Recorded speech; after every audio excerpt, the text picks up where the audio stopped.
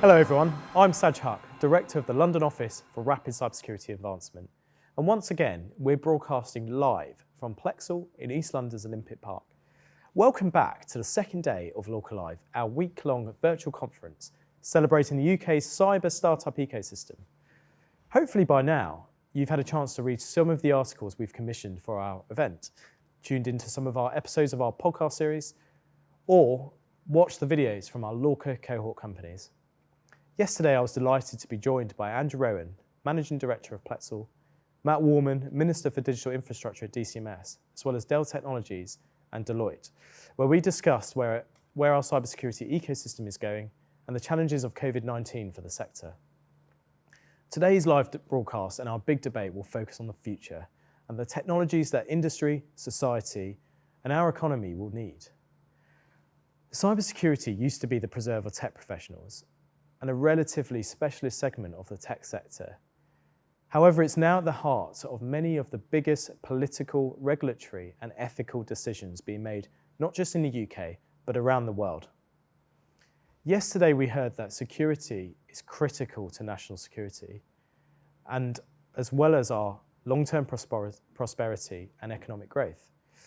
And as such, it's increasingly being used as a tool to project influence, enable competitive advantage, and shape tomorrow's world of hyperconnectivity and total digital enablement. But we already know that. We know that we live in an increasingly connected world, so what's new?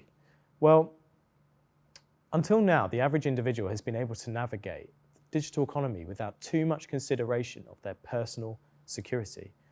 Up until recently, there has been a clear delineation between our digital selves and our physical selves. But now, those lines between the digital realm and our physical environment are converging. In the future, it may be truly difficult to see where the physical ends and the digital begins. In such a world, themes such as cybersecurity, physical safety, identity, privacy, and trust will converge. And as such, these are creating new and really big questions. Questions such as, would you create a digital identity if you knew it could be breached? Who is really in control of the narrative around political elections and our democratic processes? And something that's been very pertinent this year, what's the trade-off between privacy and agility in a crisis? It goes without saying that 2020 has been a year for the ages. And this all may sound dystopian to the extreme, but we should and we can have hope. Today, our debate looks at the next generation technologies that will transform cybersecurity and create a positive impact on society. And as such, I'm delighted to be joined by an esteemed set of panelists to join me in the discussion. Dr. Rosaria Tadeo, Senior Research Fellow at the Oxford Internet Institute and Deputy Director of the Digital Ethics Lab. Robert Hannigan, Chairman of Blue Voyant International, Chair of LORCA's Industry Advisory Board and the former Director of GCHQ. Tracy Follows, futurist and founder of FutureMade, and Paul de Brouwer, artificial intelligence and social media expert and co-founder of Biome.ai, which uses AI to develop disease treatments. Not only have we got an incredible lineup of panelists, but I should also say that this is a truly international panel with people dialing in from everywhere from the UK all the way across to Australia as well. Thank you everyone, welcome, and thank you for joining us. Rosaria, let's start with a big question. Do you think that the influence of cybersecurity is having a positive social impact? And are we losing the battle? Well, the battle is always to be fought in this sense, so it's never a final win. Cyberspace is a space where technically we say it's offense-led, so it's so easy to offend, and it's so likely to be successful in offending, and it's so hard to be caught up if you are an offender that it's always worth trying. So the effort in cybersecurity is, as it were, it's not a sprint, it's a marathon. It's to be able to be there constantly and to be able to face and counter and stop the attack all the time. It's not a battle that you wage once, I'm afraid. Whether there is a positive effect, I'm not sure. Cybersecurity is still something that is driven by market needs, requires a lot of investment, a lot of expertise. It's not something that is democratized, as it were. So there are a lot of risks which are pervasive, but it's hard to maintain high security level across the spectrum. As you say before, the digital is very much merged with the physical, to the point that I should say the digital is the real as much as the physical these days. We don't distinguish anymore. And when we think about things like IoT and 5G and how this technology is going to be penetrating of our reality in every single thing, from the car, the fridge, to the computer and the house lock, well, the level of security of each item of technology will be a key factor in adoption, in pushing innovation, in the security of our societies. I'm not sure that we can say that all these items, all these devices will be at the same high level of security that we would expect them to be. So it's a very big question, you're right. I'm afraid the answer cannot be as positive as I would like it to be, but it's good to have this kind of meetings because there is a lot of attention and there is a lot of push. So I think that if cybersecurity is a marathon, making cybersecurity better is the other marathon that we have to run on the other side. Thank you, Rosaria. And Robert, I mean, you know, Rosaria talks a lot about, you know, she just mentioned IoT and 5G, and I've heard you speak before about that expanding attack surface. So, I mean, what is that doing to the risk landscape, and what does that mean for the future of cybersecurity from your perspective? Well, I agree with Maria Rosaria. I mean, I think it is an arms race, and given that most of the malicious activity in cyberspace is criminal, you know, criminals always are innovative and creative and find new ways, asymmetrical ways of attacking their victims, and that's true in all sides of crime, and it's going to be true in cyberspace. So I don't think it's a battle we're ever going to win. It's something we can make progress in, and we can bear down on cyber criminal groups especially. And I think there has been progress, actually. I think the baseline of security is gradually improving. There's a lot further to go, and a lot of obstacles in the way, including cooperation between governments. But I think on your question, the big change, I guess, is that more and more is becoming automated. So I've just done some work with Oxford on industrial IoT, and you're seeing systems of systems, human beings increasingly being removed from the equation because things are happening so fast. That's going to present really new challenges for security, because there won't be those human beings making the decisions in the middle. Well, thanks. And Tracy, I mean, in the beginning, I mentioned that you know, historically, cybersecurity was seen as a business problem, and actually just, you know, more of a technology problem than a wider kind of non-technology issue, which we're obviously debating today. It's becoming more of a personal problem as well, and I guess, like, from an individual perspective, what do you think the future of cybersecurity looks like for individuals? Yes, it's very interesting, because I think one of the big shifts is a conversation that was had about phones and homes. You know, what is your security on your smartphone? What is your security in your smart home? Has moved towards flesh and bones. So the fact that we've got much more biometric identification, authentication, you know, who's collecting that data? Where is it hosted?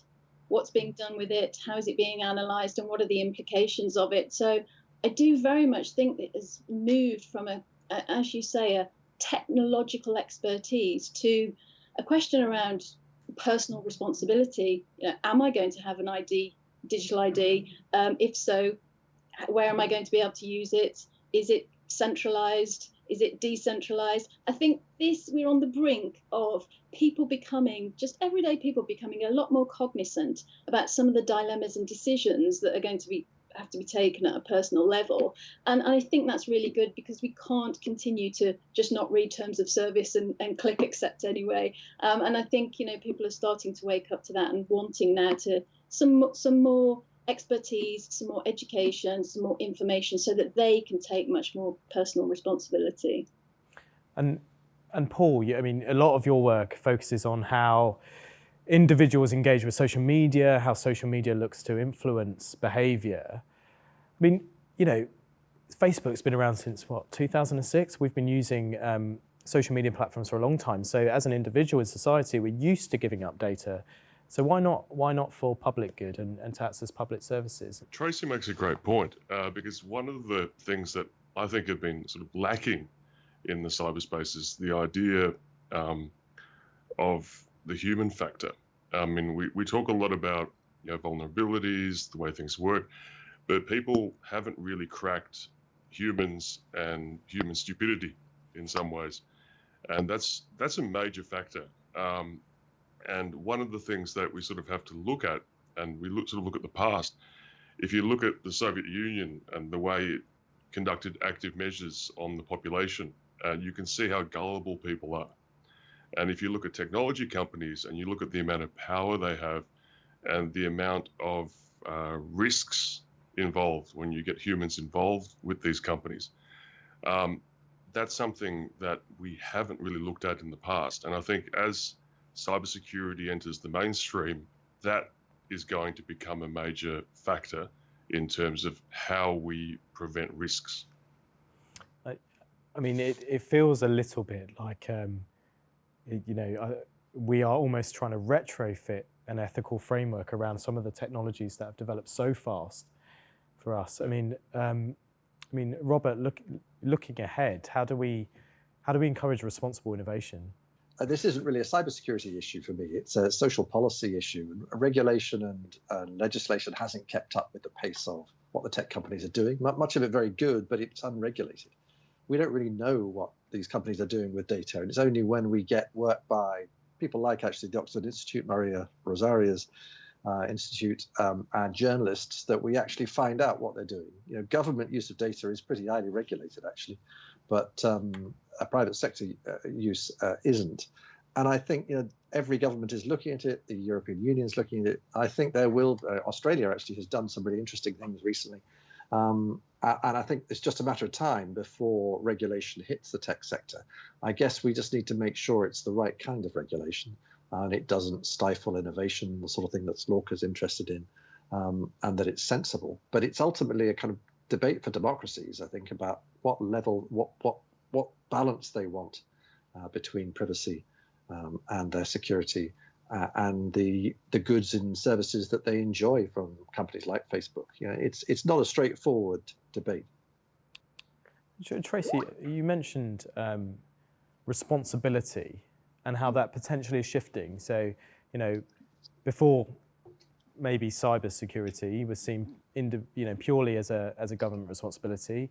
It's since over the last couple of years it's moved to being a industry-wide responsibility, but you specifically mentioned that there's an individual responsibility here. Can you just expand upon that, please? I think it's the fact that most people don't feel that well equipped and perhaps informed to take the right decisions or put the right technology for privacy or whatever into place, and they don't kind of want to do anything wrong, so they end up doing nothing.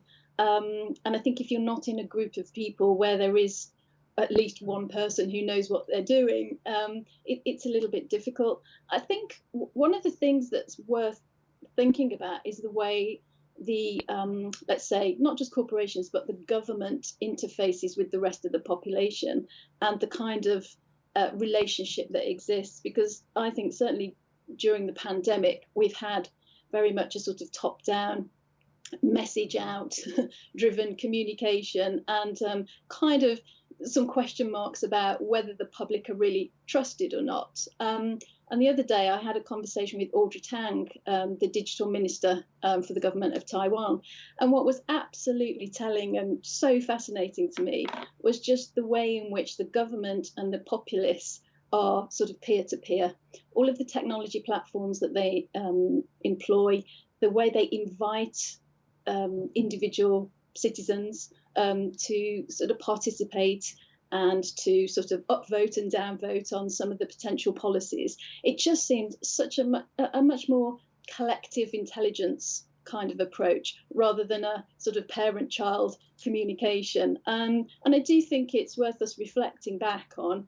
I mean, you mentioned social policy. It's worth us reflecting back on what kind of relationship exists between corporations and individual consumers, citizens and the government, and therefore given that, what is possible? How far can individuals kind of have an influence over the kind of policies that then get seeded through the network or seeded through the nation? And so I just think it's worth us thinking about a much more decentralized and participative way of involving the population and individuals, really. Do you think there's a fundamental lack of trust in society between large institutions and ordinary citizens? Do I? Yeah. Yes, I think there is. I think there's a lack of trust going both ways, which probably doesn't help. And when I've looked at research in China, for example, with technology and the social credit system, I've found that there's a lack of trust between the citizens, but a huge trust between the citizen and the state. Whereas as here, perhaps in the UK, there's a lack of trust in lots of directions. And what we saw in Taiwan is that there's very much good levels of trust between the government and policymakers and the people that it affects. Rosario, a lot of your work's around digital ethics. What's the role of digital ethics in kind of enabling trust in society? So trust is a very complex concept, and I should say, as a caution, we should not aim for a lot of trust. Too much trust might actually be very problematic. Trust is a way where we delegate a task and we decide not to control how that task is supervised. So a little bit of trust is necessary. It's like the oil in the engine. It makes things work. But too much trust is not good, because we need to maintain accountability. We need to keep maintaining the friction necessary there to foster things like accountability, transparency, and responsibility. So that's the premise. Fostering trust is done when we can show to our trustee, in this case, the population of a country or part of the government, that we're doing what we are expecting to do. And so digital ethics had a great part in making sure, or in pushing, that digital technologies were designed, developed, and deployed, because this is a key part, in a way in which we can maintain transparency and accountability. Transparency without accountability is a dead horse, because you can be transparent, but if there is no one that remains accountable for the wrongdoing, that's no point. And when it comes to transparency, well, we learned that transparency in and of itself is another thing that means very little if we don't specify transparency of what and for whom. So having transparency of the mechanisms, the design of an algorithm, to someone who's a lawyer or a philosopher has very little meaning. I don't need to read all the lines, all the script. It doesn't make any sense to me. It doesn't help me. What I need to know is the governance process, the way a decision was made, information that I can make sense of. So transparency of what and to whom is a very strong element for which research in digital ethics, the one at the Digital Ethics Lab that I co-direct, but the one that is done in the field, has put a big claim on it. If I can add one more thing, is that when we think about cybersecurity, there is a great role that we attribute to users, the so-called cyber hygiene. Don't put your password as 123, because that's something that is very dangerous, and that's important. But let's also be careful that this all training, this all education, this all hygiene does not become another word for offloading the responsibility, because we're not talking anymore for the password of just my mobile. We're talking about infrastructures, which are critical for our countries. And the very same way I'm not asked or expected to check the security of a train I jump in, I should not be made responsible for the security of a system I use because it's a cyber system. I play my part, indeed. I should not break the train I'm in, but there is a wider responsibility that stay with the states. The states, the government, they have a huge chunk of responsibility in this context. And just to end, unfortunately, my line broke down for a moment, but at some point someone will say, cybersecurity as a public good. Well, actually, it's true. I advocated for that. And that means that, for example, we should expect state to support cybersecurity investment and effort in those companies which are developing key technologies, but might not have the same fire or volume of fire or funding to make the cybersecurity standard at their level. This is a way of maintaining trust. This is a way of fostering the development of digital technologies into the right direction. I think those are really, really good points. I just change tack slightly, actually. So, Paul, I referenced some of your wider work, but one thing really stood out for me, actually, is in cybersecurity we talk a lot about attack versus defense, good, bad, offensive, defensive, and a common narrative is the fact that innovation is happening just as fast, if not faster, on the offensive side. What really struck me about when I was just reading up on some of your wider work was the fact that you've interviewed former Nazis and KGB operatives to develop a neuroscience model of how totalitarian propaganda works. Can you tell us more about that? What does that mean? And what can we learn from the dark side? It's one of the sins of being a Polish refugee from communism, that you want to work out why people tried to kill your family, because that's a very useful thing to know. So good God, 20 years ago, when I was up at Harvard, I wanted to work out how propaganda works. And so one of the things that we looked at was the idea was, well, the Nazis and the communists managed to develop sort of a version of psychology of a mass group and how to control those mass groups. And it was absolutely fascinating to see how easy actually it is to control a mass group of people if you can trigger certain aspects of the brain. And one of those things, it's a little scary in some ways too, because the US and the UK had groups together to combat propaganda, or what we call active measures, from external parties that were trying to influence our politics and influence our behavior and change the way people do things. And so, for example, in the 1980s, Reagan had something called the Active Measures Working Group, which actually successfully countered Soviet propaganda.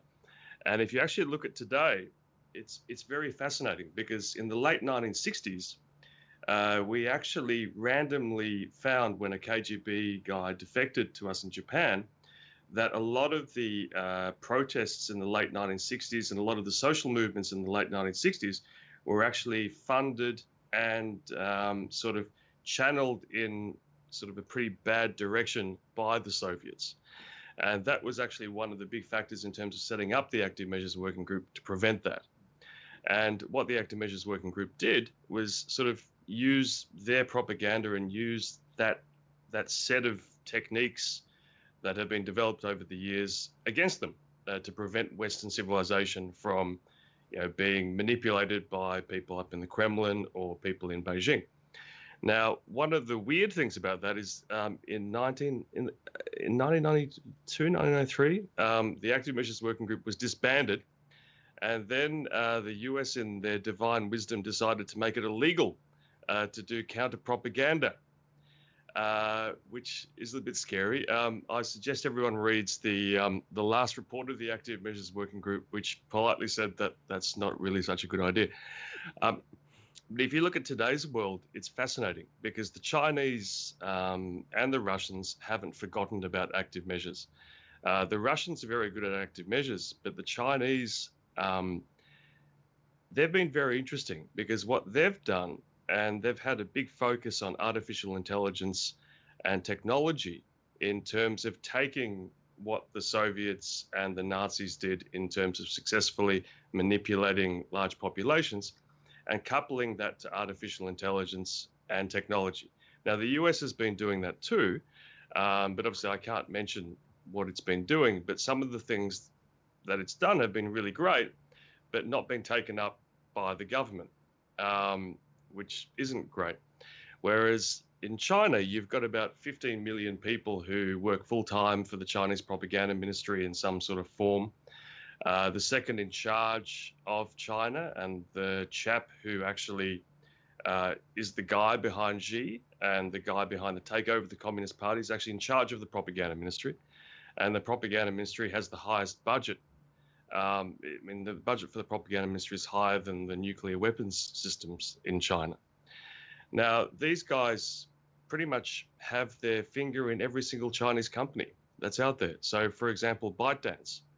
the CEO of ByteDance had to publicly swear an oath to support all the efforts of the propaganda ministry. And if you look at what's going on with TikTok, that's really fascinating because, China's been working on artificial intelligence, and an artificial intelligence that's able to create a behavioral profile of individuals within the population. Now, I talk to my cyber friends down in the States or in the UK or in Australia, and they don't think that's too much of an issue until you sort of look at what other countries have done with that information in the past. So what the Chinese are trying to do is they're trying to use technology to be able to predict a human's behavior and predict what specific interventions at what specific time are required to actually change that person's behavior. Yeah. Now, what do they do in China? Well, they would decide who to kill or who to arrest or who's going to be a deviant within society. Or they're going to say, okay, there's something that we want to hide. How are we going to make people not pay attention to that particular news story or hold a particular political view?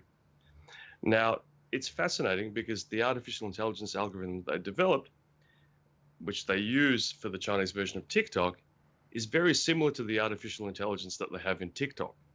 To use your point, actually, to just draw in Tracy about some of the work you've done recently on, so I guess, to the point which I made earlier is we should have hope. Technology can be a force for good.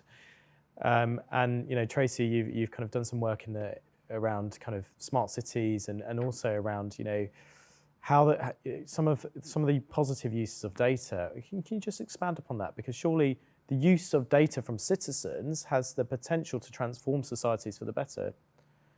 Does it not? Yes, it does indeed. I love that the Chinese have just intercepted Paul, by the way, to cut him off. Yes, I mean, one of the interesting things about smart cities, of course, is it's kind of like modeling behavior before it actually happens in the physical reality, isn't it? So it's almost like a simulation that you're trying to not necessarily program what's going on in the environment, but understand what different changes, what effect that will have. I mean, if you look at something like Sidewalks Lab and the proposal that they have out for Toronto, I mean, I know that's been shelved for the moment, but I'm pretty sure that's going to come back in some guise or another. A lot of it is about efficiency. A lot of it is about being good environmental citizens. A lot of it is about giving some of the data that is collected at a city level back to the individuals. So again, they can take more responsibility for their decisions and their actions. But I would say that there still needs to be a human level applied to this, because even though we might have more efficient transport, for example, you're still not going to be able to sort of call up a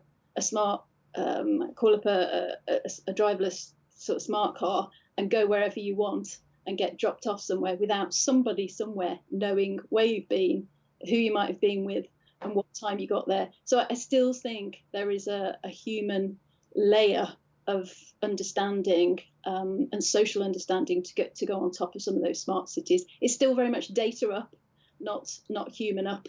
So I think that still needs to be worked out. And Rosaria, how do we balance the intended consequences of innovation with try and protect against the unintended consequences of some of these technologies? Well, this is something that we come quite close to experience with the track and tracing app for the COVID, at least in Europe and in the UK.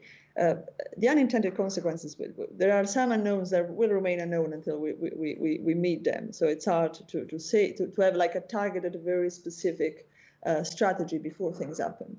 But what we have to do is two things. Have a remedy structure ready. So being prepared that something that we haven't foreseen might happen and be able to stop the problem and remedy for it. But there is another approach, which is the one that I think is more interesting, and is the one that is ethically based, which is thinking about the proportionality of the resource of the solutions that we use. Do we need, in the case of the app, was quite clear, no?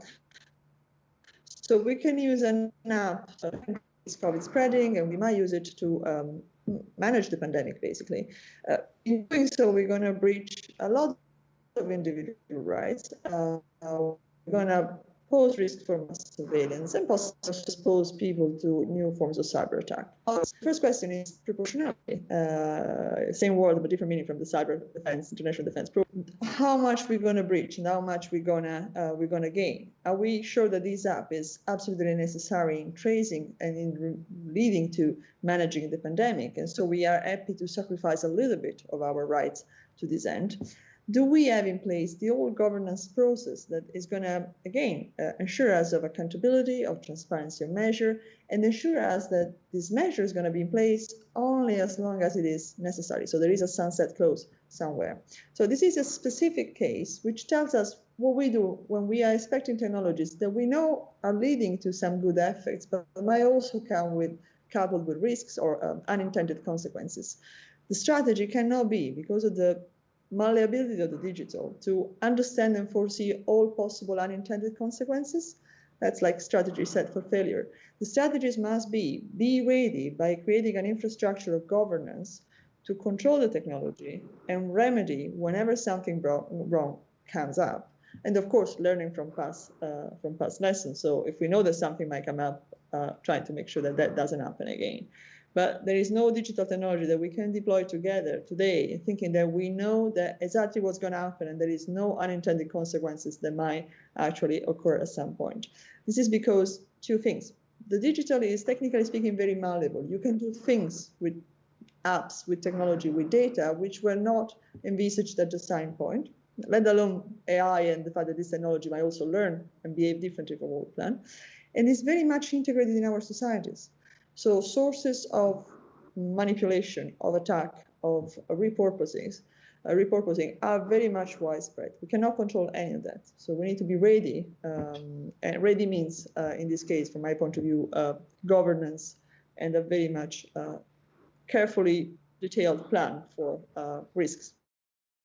Thank you, Rosaria, and apologies for a few connections issues during that part. I do find it ironic that we're talking about the future, but we're clearly struggling with the present, given some of our connection challenges over the last half an hour. I'm just looking at the chat, so a couple of questions are coming in, and for all those watching, do feel free to submit a few questions over the Q&A. So I guess, Robert, first question to you coming in, and I'm sure you've been asked this many times before. Disinformation, is it a cybersecurity issue?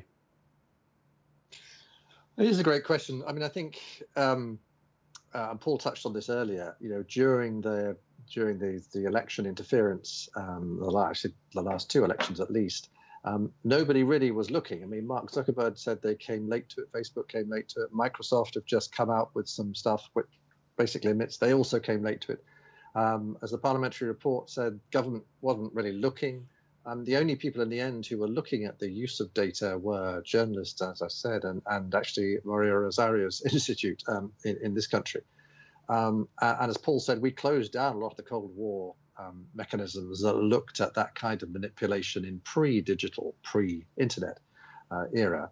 And I think there's a reason for that. It's partly we're all busy doing other stuff. It's also because I think we don't want to intrude in people's social media. So it's very uncomfortable, I think, for law enforcement or for intelligence agencies to be dabbling in social media. It looks disproportionate.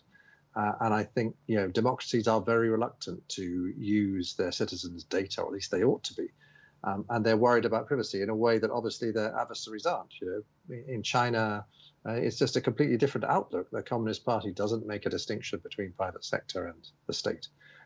Every company is effectively an extension of the state. So you know, this boils down to values and social policy more, I think, than cybersecurity. I mean, there are some really interesting small companies and big companies doing stuff. You know, you probably saw Microsoft's announcement about or authenticator for deep fake videos, which I thought was really interesting. Lots of people are doing that kind of thing, doing positive versions, which is to attach hashes to data that will show what is real and trusted news as opposed to fake. So I mean, there's lots of good technology out there helping, but I think ultimately it boils down to some difficult choices, and they're choices for democracies to make. And just on the point about the health apps, I thought was a really interesting example, because there was a clear choice between the Google Apple version, which was localized and I think better at protecting privacy, and the government versions, various governments versions, which were centralized and less good at protecting privacy, frankly, though I think it was marginal. But the advantage, of course, was that the scientists were saying they give the government much more health data to prevent the spread of the pandemic than the Google Apple version. In the end, we've gone for Google Apple. I think it's the right choice personally, because I think it will work better. But it's interesting that decision wasn't actually made by government. It was made by Google and Apple. So who makes the decisions in the digital world has changed, and it's changed also for fake news and for election interference. Actually, governments are not as big players as Facebook, Twitter, and the others. I totally agree. Yeah. Yeah, there's a really, really good point. I guess who really control the volume of data which exists across a few few companies is certainly a challenge, and as you say, we've definitely seen that over the last couple of months, and some of the kind of operational and impacts of that. I think, Tracy, I mean, just to pick up on that point between privacy and security, I mean, what should we be thinking about as a society looking ahead? When we look over the horizon, we're looking at technologies which are so profoundly disruptive, such as AI, where they're going to run on so much data. What should we consider from a privacy standpoint to ensure that usability and feasibility for individuals as well, and benefits?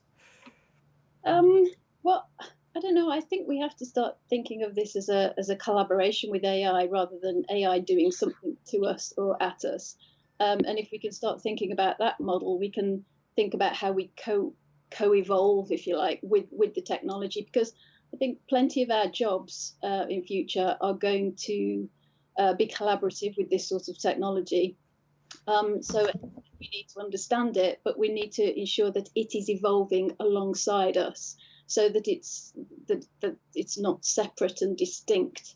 I think we've seen quite a lot of that with sort of GPT-3 coming out, the way in which people are using those tools, and they're sort of it's kind of a buddy, it's a co-working, it's a colleague, if you like, and that's how it's going to have to be implemented. In terms of privacy, I do worry a little bit that coming out of COVID-19, we are going to be persuaded, or certainly encouraged, into a world of contactless, where anything that is hygienic and non-physical is going to be seen to have a great advantage in terms of public health. And I do wonder how many tools, technologies, initiatives are going to be maybe not enforced on us, but certainly we will be encouraged to pick up and use across a nation or a city or whatever, because of the public health issue. And so I do think people will have to be balancing the public health and the common good with actually how much data, how much privacy, how much identification, how much of a digital persona, a digital footprint is actually being collected or analysed. So I don't think people are quite in that mindset yet, but I think that's the next thing to come after health passporting and anything else that's to do with hygiene. Well, will be the next kind of technology. Yeah, absolutely. And so just looking at some of the questions coming through here on the chat. So, Paul, do you agree that the focus of the IETF and others in introducing end-to-end encryption is harming effective cybersecurity? Yes and no, right? I mean, people need to be able to communicate with each other outside of, state actors and be able to protect themselves.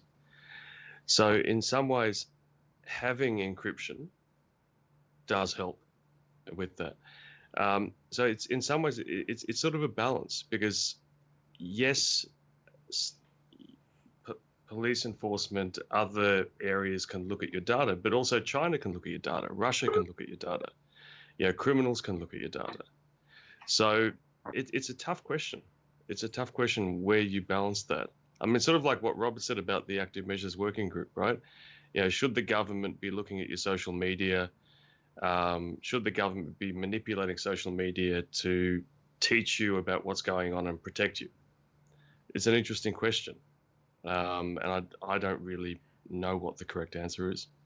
I'd be curious what the other participants think. Does anyone want to take that offer up?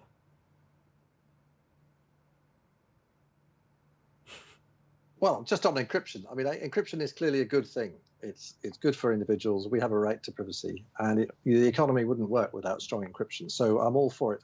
I think I would turn the question around and say, how do we stop a very small minority abusing encryption? And that's the challenge. So I don't think we should get that out of proportion. That's a problem for law enforcement and for the intelligence agencies. It's one they need some help from the tech sector on. But I don't think we should let that dictate our whole approach to encryption. Encryption is a good thing, and strong encryption is a very good thing, and we should all be developing it. And many companies and governments are. So it's about a minority problem. How do you bear down on those who are misusing it? And it's sort of a problem that's been around for 7,000 years. There's always bad actors, and there's always bad actors trying to get around the law. Absolutely. And I guess, Rosaria, just last question really for you. I was struck by some of your work around AI in cybersecurity, which is often seen, we talk about, obviously I have the privilege of working with a lot of entrepreneurs which are using AI in products. And sometimes it's seen as a bit of a panacea in security and sometimes a bit of a silver bullet. What are some of the risks of relying upon that rationale? I think AI is being a silver bullet for a lot of things. And a lot of people were struck when the pandemic started that AI didn't have a solution for it. It's the fault of a sci-fi narrative, singularity and onward. That's what we should blame. No, I think that in cybersecurity, this leads us back to the idea of trust. So there is a lot of push for trusting AI, developing trustworthy AI. And we know that AI can bring a lot of progress or facilitate a lot of work of security analysts, because you can use AI to make a system much more robust, technically speaking. You can use AI to reduce the dwelling times of cyber attacks, because you can have an AI system which supervise the functioning of another system and spot an attack within minutes rather than hours of days. And you can use also AI somehow to counter attacks. This is what we learned with DARPA in the Cyber Grand Challenge in 2016, when we saw AI systems being able to play a war game. It's called Capture the Flag. So there were systems which were able to identifying their own bugs, patch them, but also identifying vulnerabilities in other systems and strategize when to attack. So it's all good. There are 4 kinds of problems here. When it comes to using AI to monitoring a system to identify possible attacks, well, we are very close to surveillance and encroaching upon the privacy of the users, because AI needs to inspect a lot of the information that goes in and out of the system. So we need to make sure that we are not exceeding on the side of surveillance. Privacy is a crucial bit and is essential for the digital to work, because it's essential for trust. Using AI to making system more robust in terms of verifying and validating is also very important. We have to make sure that we don't run in the same dilemma that we run when we use AI for healthcare. So we want to delegate the task. We don't want to give up the expertise. So while we want to have AI to do that job, we also want security analysts, cybersecurity analysts, to be able to identify a problem. Because when AI fails, if there is no one who can know what a problem is, we won't know that AI is failing. And using AI to counter attacks, well, it's problematic in terms of attributing responsibility if something goes wrong. It's problematic in terms of making sure that responses remain proportional to the attacks, because these attacks will be very quick, very fast paced. And having someone with a meaningful control on the whole dynamic is very problematic. So these are the 3 first levels, as it were, issues. There is another one which has to do with trust. So we push to think about AI as if these technologies were trustworthy. It is actually not trustworthy. AI in itself is very much of a fragile, vulnerable piece of technology. We cannot assess technically the robustness of AI systems. AI systems, the robustness of AI system is something that computer scientists will say is computationally untreatable. There are so many sources of possible attacks and misguiding to AI systems that it's not possible to ensure that the system will behave as it is expected to do under attack. This means that we cannot assess the trustworthiness of AI, and this means that we cannot trust AI. So this is not to say that we should not use AI. This is to say that we should be very cautious and we should look forward to ways and methods to maintain AI reliable. That is, using it while keeping an eye on it, controlling it, making sure that it's behaving as it is. Because otherwise we will delegate a lot of crucial security tasks to a technology, which in and on itself is very much of a, allow me the analogy, brittle piece of technology. And we want to make sure that that does not happen. I think that's all, just about all that we have time for in this particular debate. But I just want to say thank you, Rosaria, Paul, Tracy, Robert. It's been a fascinating discussion. I've really enjoyed having you here, and I hope you've enjoyed the discussion as much as I have. So, as you've heard, these cybersecurity issues are going to have a profound impact on global society. Now, we want to step back and look at the global cyber innovation ecosystem now. And our closing keynote speaker to close out today's program is Nick Coleman, the global lead of intelligence and cyber risk at IBM. Nick was formerly the National Reviewer of Security for the UK government, commissioning what's now become known as the Coleman Report on Government Information Assurance. Nick is also a member of the World Economic Forum's Global Council on Cybersecurity. So what Nick doesn't know about cybersecurity, I feel isn't worth knowing. Nick, it's an absolute pleasure to have you here. Welcome to LORCA Live. Thank you very much, and what a great panel to follow on for, so thank you for those. I think you've done richness of AI through to trust, through to government regulation, so that was fascinating. So for this afternoon, what I wanted to really talk about is perhaps the context of AI and where we are now in the world, and just take a step back to think about, where we're thinking about innovation at LORCA and other places around the world.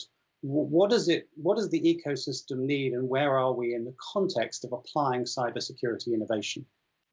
And so I think that the first thing to say is let's put ourselves in the shoes of people really whose day-to-day job is running organizations. And what we've really experienced in the pandemic in the last year is twofold. One is, obviously, there's a real quickness to change people working remotely, to also drive technology adoption in cloud and other things. So you're both getting to a scenario of where the operating model is changing, but also the security context you're doing. So it might be further speed of cloud adoption. Some models which couldn't have been possible for 1 or 2 years are now sped up to address those challenges. And then what you're also facing is the threat context, which is changing, and both the traditional threats are continuing, but also the adversaries are continuing to evolve and evolve their attack patterns. And so, as an example, I think in one piece of we looked at, there were 50 more new malware samples which were created since the beginning of the year. So you're talking about a particular period of innovation with the criminality in terms of those patterns. So what we've got is, on one hand, you've got the operating model changing. On the next level, you've got the threat landscape continuing to evolve. And the third thing you've got is a policy dimension, which, for example, in Europe, is potentially going to bring a new wave of policy and regulatory measures. So in Europe, as many of you probably know, the European Union is consulting on an NIS Directive 2, an advancement of the NIS Directive, and in the UK, there's also packages on the track. So as you start to look at innovation in UK, Europe, and wider, perhaps you take the operating model changing, the risk landscape, and the policy dimension.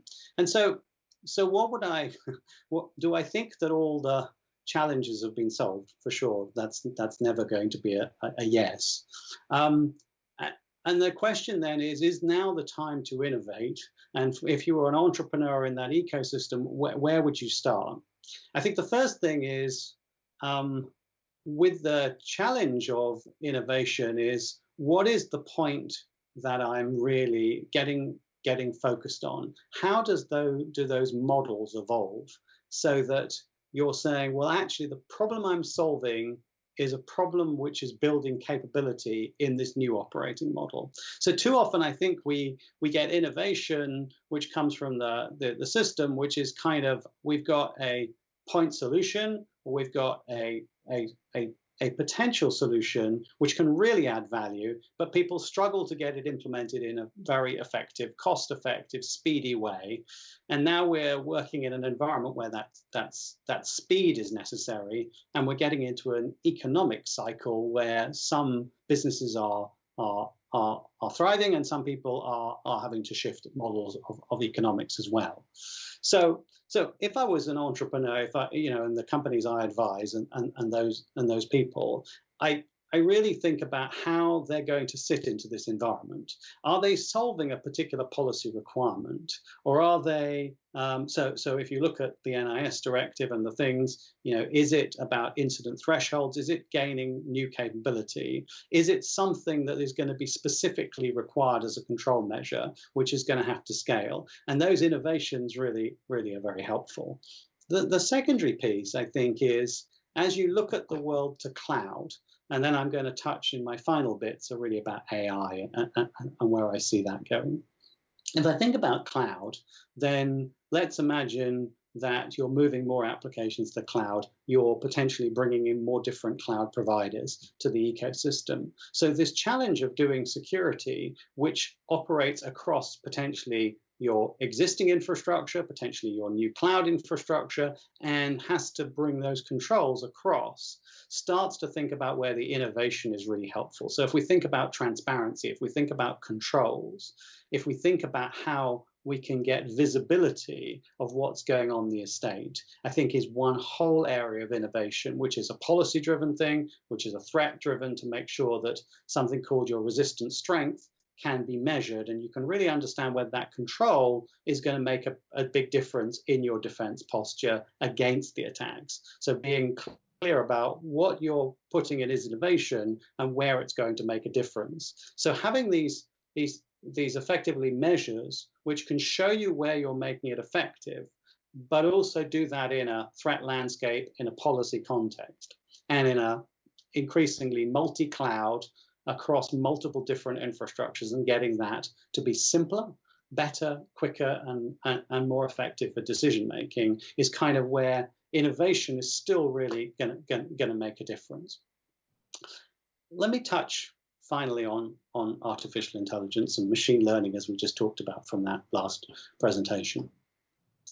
I think that the question about artificial intelligence has really been about, in the cyber world, many people have talked about machine learning from a point of innovation of getting better predictive patterns, better understanding, increased time to detection, so that you can minimize that path. And that, to be clear, is a really huge positive thing.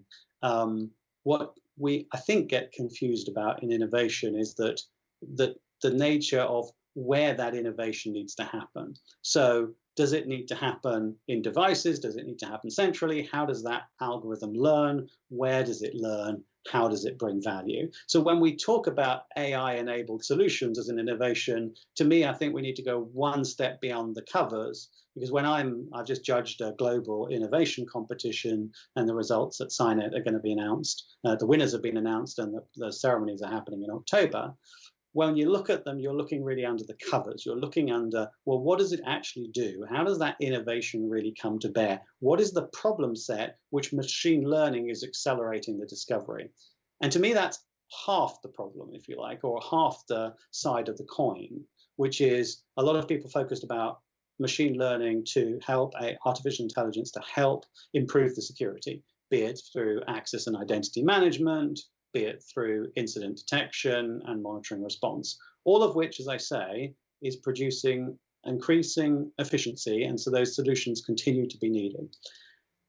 The question on the other side is, but I'm embedding artificial intelligence into my business model. My toothbrush is getting artificial intelligence increasingly. My TV, my devices, my traffic lights, my systems.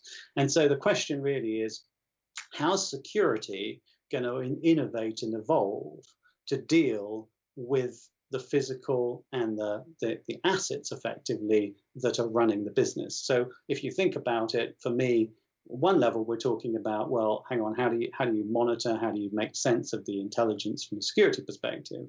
And that has to feed through to supporting the business service. And the question is, how is there a gap? And the innovations which I think will make a huge difference are where we're understanding the business challenges, where we're saying, actually, that device is using machine learning. We need to work out abnormalities in a new way.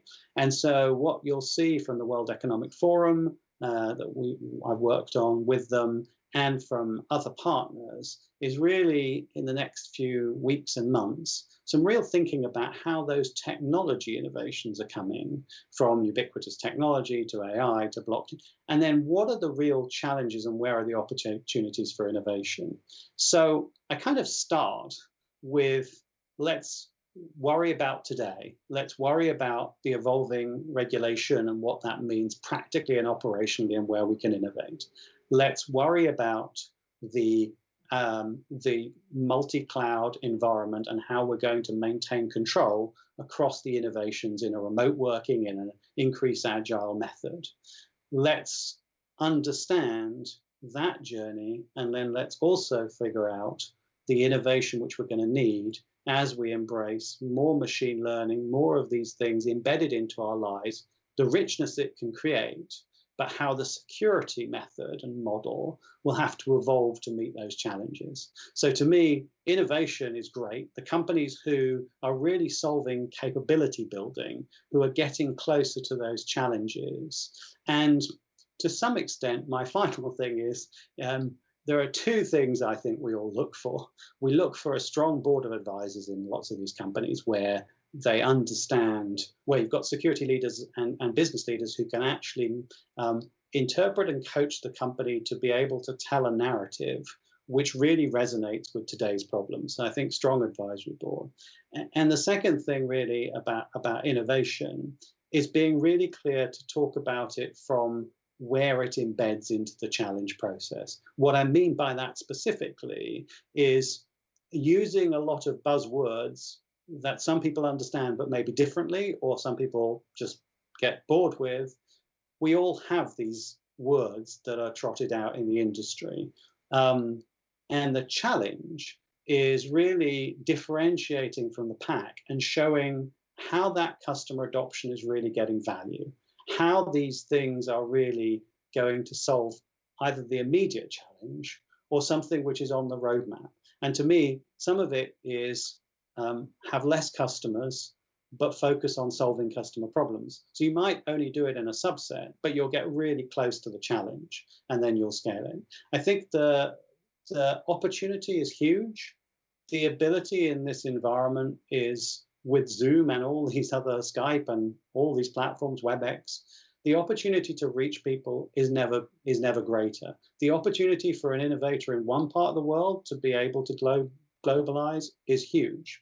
The question is, are you really solving that market's problem? And can you get sponsorship and time in people's diaries to get that innovation message across? The real challenge of the innovation is not that we don't have real problems, but we need innovators who can really be succinct, really bring a credible story, really show you how it matches the policy, the technology evolution challenges, how it's going to embed, how the total cost of ownership is really going to present itself.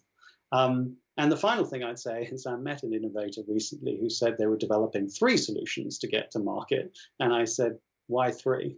And they said, that's probably the best question they've asked. As I said, well, maybe do one well and then do the next 2. And with that, thank you very much. It's been a pleasure to join LORCA Live. And I look forward to the rest of the conference. Thank you. Nick Coleman, thank you. It's been brilliant to have you, and some really pertinent advice there. And that actually brings us to the end of today's live broadcast. And just to recap, so yesterday we talked about the policy in this sphere. Today we've discussed the next generation technologies defining its future. But as Nick has touched on there, tomorrow we'll be talking about the innovators that are bringing those technologies to market and changing the face of cybersecurity. We'll also be hearing about the investors that are backing prominent cyber companies. What are they investing in? Why are they investing? Where are they investing? And we're also going to be hearing from one of the most successful cyber entrepreneurs in recent years. If you missed yesterday's live broadcast, or indeed if you want to watch today's again, please do tune into the LORCA Live website, where you can catch it again on demand, but also the rest of our content. And prior to tomorrow's session, please do visit our Meet the Innovators page on the website, where you can see lots of information about the 72 companies that make up LORCA, hear about their solutions, understand those market challenges that Nick's just mentioned there, that they're looking to solve and that they are solving, but also specifically connect with them too. Thank you very much. It's been a pleasure to host you today, and we look forward to seeing you tomorrow.